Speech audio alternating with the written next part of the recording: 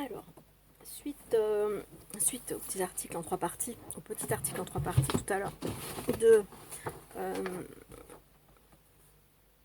j'ai oublié le thème, n'est-ce pas? Doris, sort de ce camp. De la routine et de l'identité.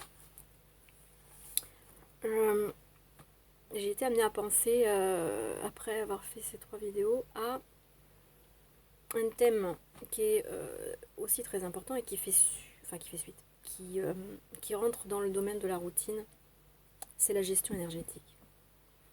Et c'est au cœur de notre société, bien évidemment, puisque on est face au problème de ressources, qui n'en est pas un en fait, hein, c'est un problème fabriqué.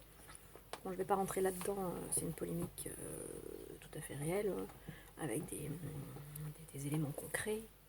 Bon, ça n'a pas tellement d'intérêt de polémiquer là-dessus. On n'a pas de problème de ressources. Disons qu'on a un problème de gestion de ressources. C'est ça, en fait. On n'a pas un problème de ressources, on a un problème de gestion. Et il est autant collectif que individuel. Je ne vais pas parler du collectif, donc, puisque je ne veux pas rentrer dans la polémique. Mais juste, je vous l'envoie comme ça, il n'y a pas de problème de ressources collectives. Il y a un problème de gestion de ressources collectives. Ouais. Bon, voilà, c'est tout. Je pense que vous êtes assez grand pour aller visiter ça, hein, pas de problème. Il y a suffisamment de documents, documentaires et tout ce qu'on veut sur Internet pour s'informer sur la réalité. Et tous les mensonges qu'on nous pond au sujet des limitations énergétiques qui n'existent pas vraiment. On comprend bien qu'il y a d'autres enjeux que la vraie limite des ressources qui sont au cœur de nos problématiques sociales. Bon, ces enjeux-là, ils sont donc d'un ordre individuel. La vraie cause, c'est l'ordre individuel, la cause individuelle de la mauvaise gestion énergétique individuelle. En raison de cette mauvaise gestion énergétique individuelle, il y a une classe de personnes sur Terre qui a pris le pouvoir et qui a le même problème que tout le monde, que la masse, même si pour la plupart ils sont soi-disant des initiés. En tout cas, s'ils étaient des vrais initiés et qui mettaient vraiment en pratique leurs préceptes hermétiques, je ne citerai pas de nom, bien évidemment, vous m'aurez peut-être comprise. S'ils mettaient vraiment en pratique leurs principes hermétiques, ils n'auraient aucun problème énergétique, de gestion énergétique individuelle, donc ils ne mettraient pas en place des politiques de gestion d'énergie collective qui créent des inégalités sociales. Voilà. Les inégalités sociales sont orchestrées et mises en place par des personnes qui ont peur, au niveau individuel, de manquer d'énergie, de ressources énergétiques, alors qu'en réalité, il n'y a pas de problème de ressources énergétiques. Il y a un problème de gestion. Donc, ces personnes qui dirigent la planète sont des initiés qui ont des principes hermétiques qui sont à leur disposition. Depuis longtemps, ils ont essayé de nous les cacher. Bon, ça commence un peu à se démocratiser, ça. Si on peut parler de démocratie sur Terre, évidemment, c'est pas dans ce sens-là que j'utilise. Ça commence à se vulgariser. Les principes hermétiques dits des initiés commencent à être disponibles pour la plupart des gens. Donc les principes hermétiques sont effectivement comment gérer, c'est la gestion de l'énergie. Comme j'en parlais aussi avec mon fils dans la même discussion dont je vous parlais tout à l'heure, la vraie religion, ce serait celle qui est décrite dans Star Wars, c'est celle des Jedi, c'est-à-dire la gestion de la force. Les Jedi sont initiés à gérer la force énergétique. Donc ils savent la manipuler, la maîtriser, la contrôler. En ce qui nous concerne, alors on nous la présente sur maîtriser la matière, s'enrichir, etc. Enfin des buts qui ne sont pas nobles du tout. En fait, la gestion énergétique, ça passe d'abord par la gestion de la pensée. La pensée va entraîner des actions. Des pensées de peur vont entraîner des réactions. Ce n'est pas des vraies actions. Et c'est pour ça que dans le thème que j'ai envie de développer maintenant, je vais parler donc de la gestion énergétique et de l'illusion de l'action. Mais si je parle de l'illusion de l'action, j'utilise le mot action parce que je vais l'illustrer par l'expression on se noie dans l'action. Si je vous dis on se noie dans l'action, vous allez avoir des images certainement qui vont vous venir.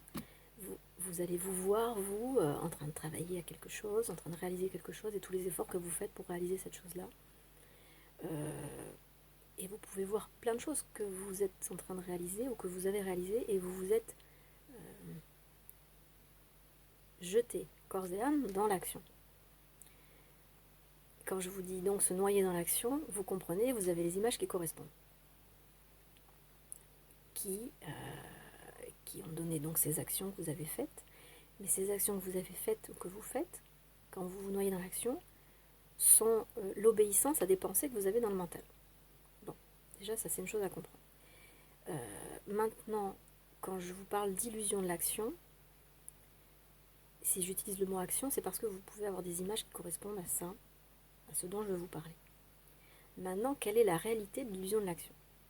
Parce que normalement, je ne devrais pas dire l'illusion de l'action, je devrais dire l'illusion de la réaction. Voilà. On réagit face à une peur, rien d'autre. On agit par plaisir, rien d'autre. Voilà. Il y a la réaction par la peur et l'action pour le plaisir. Quand on se noie dans l'action, c'est pas pour le plaisir. Ça peut arriver, certes, ça peut arriver, mais en général, on le fait pour maintenir une image de soi dans la société. Donc pour maintenir son intégration, pour maintenir sa survie, pour maintenir son confort, sa sécurité, etc. Et pour maintenir l'image de soi, parce que c'est important de continuer à avoir confiance dans le moi pour continuer à être intégré en société. Si vous n'avez pas confiance dans le moi, vous avez du mal à être intégré en société parce que vous manquez d'assurance, etc.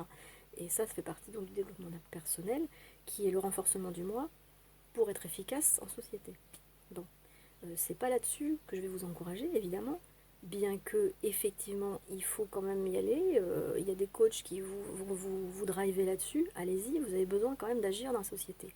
Mais il est nécessaire d'avoir des prises de conscience et de pouvoir les observer et de comprendre que ces actions que vous faites en société sont en fait des réactions à des peurs que vous avez à l'intérieur qui sont relatives à des pensées.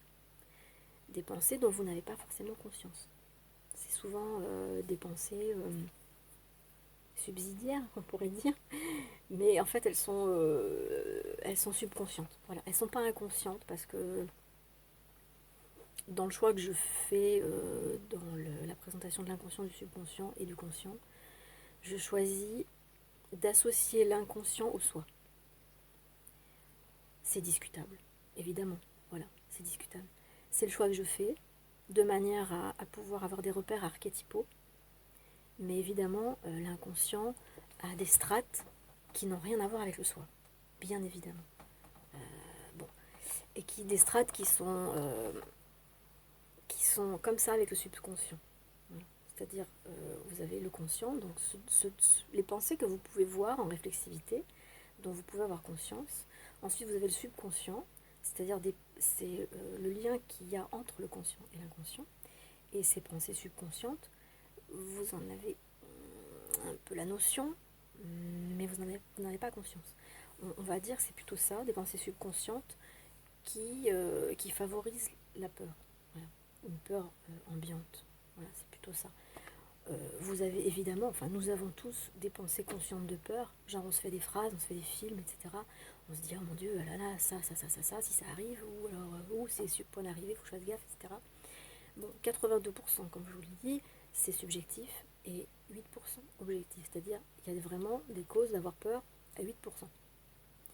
Et après tout le reste, c'est du fantasme, quoi. Enfin, c'est du n'importe quoi. Bon, mais pour le moi, ça reste réel. Même si c'est du fantasme, même si c'est de l'irrationalité, le moi, il croit que c'est vrai. Donc, alors là, je vais vous faire entrer dans l'intelligence émotionnelle.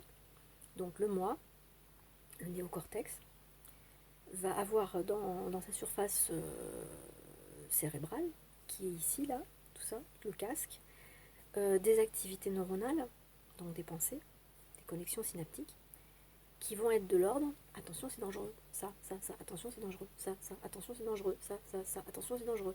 Et ça c'est compulsif et sans arrêt, et c'est en boucle, ça passe en boucle. Voilà.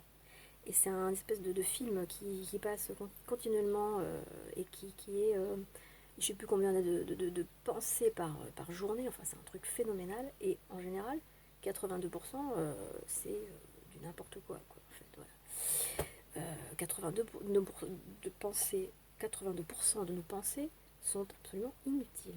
Vous imaginez un peu la dépense énergétique là aussi, hein, parce que le cerveau est l'organe du corps qui consomme le plus de calories. Il faut quand même le savoir.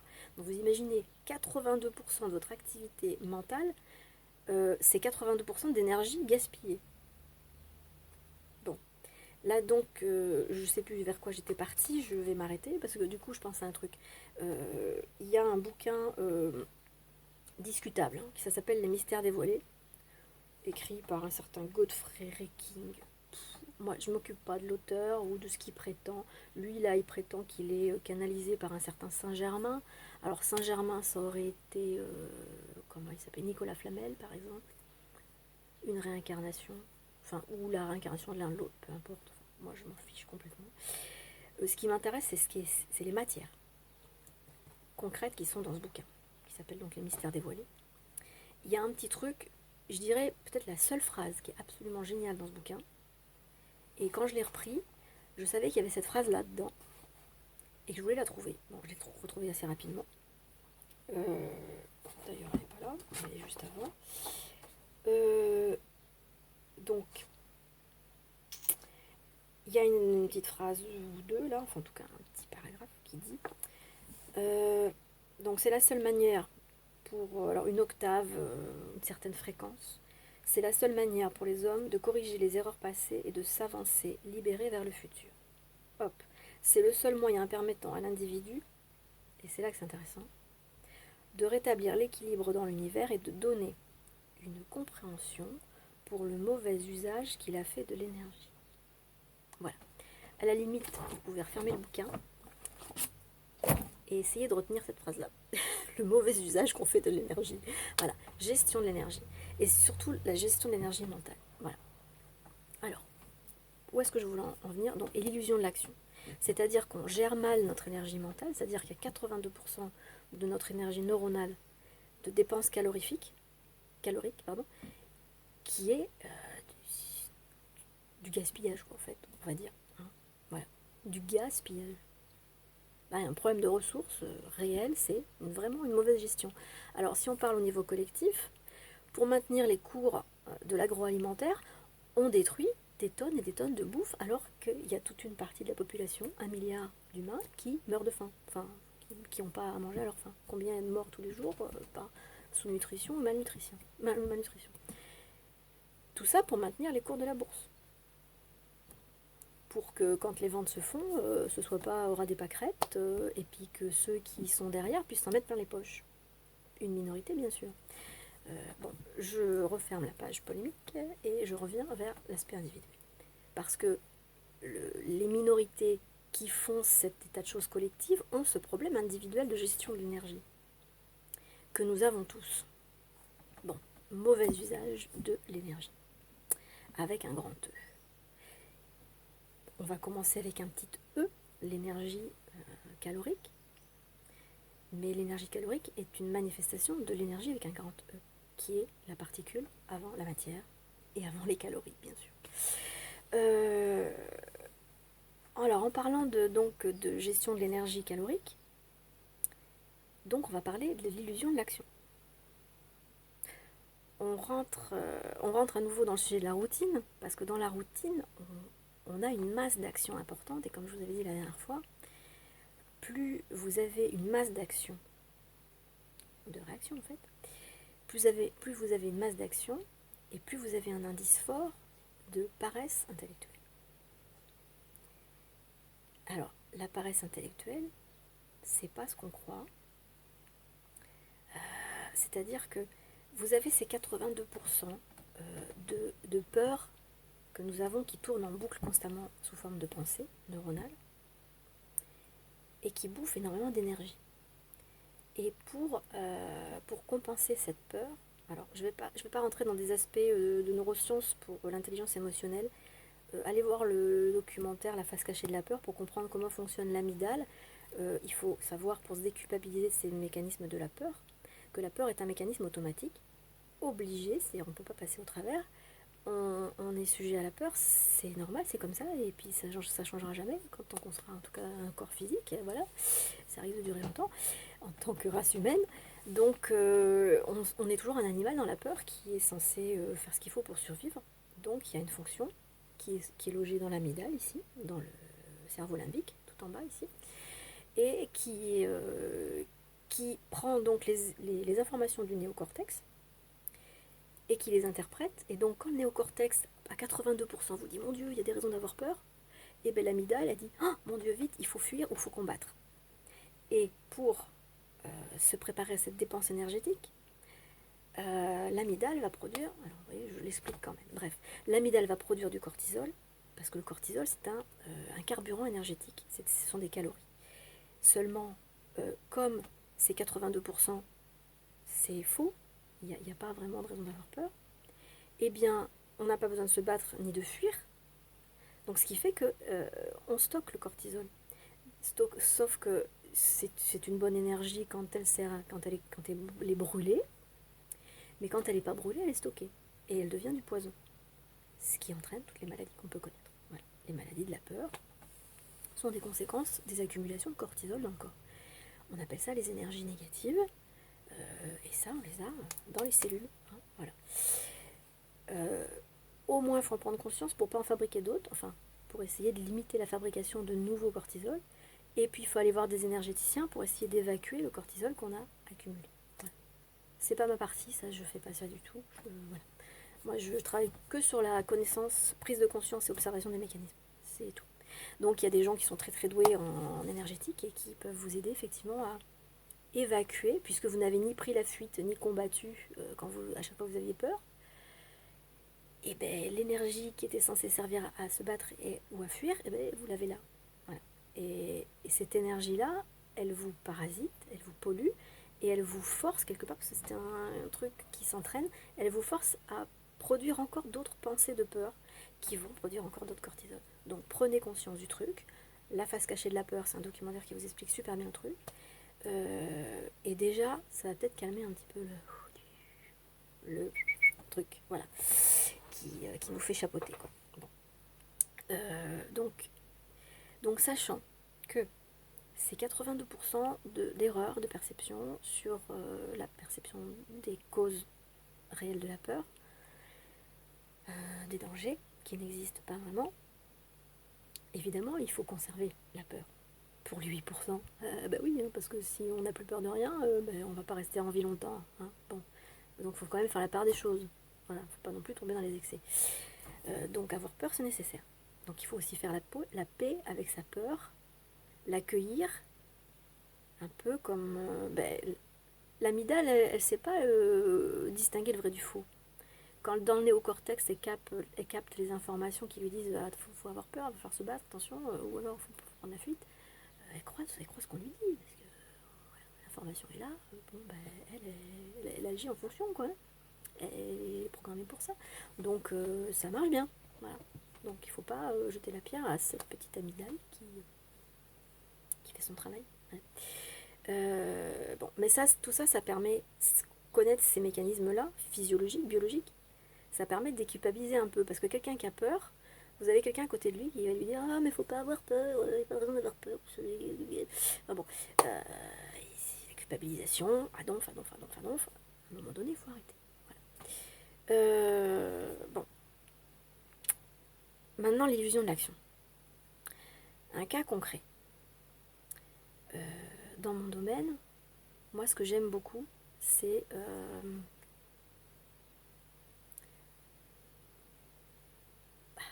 je vais m'arrêter, parce que ça fait déjà 20 minutes. Donc, je vais le faire en deux parties. Donc, ça sera la gestion énergétique et l'illusion de l'action, partie 2. À tout de suite.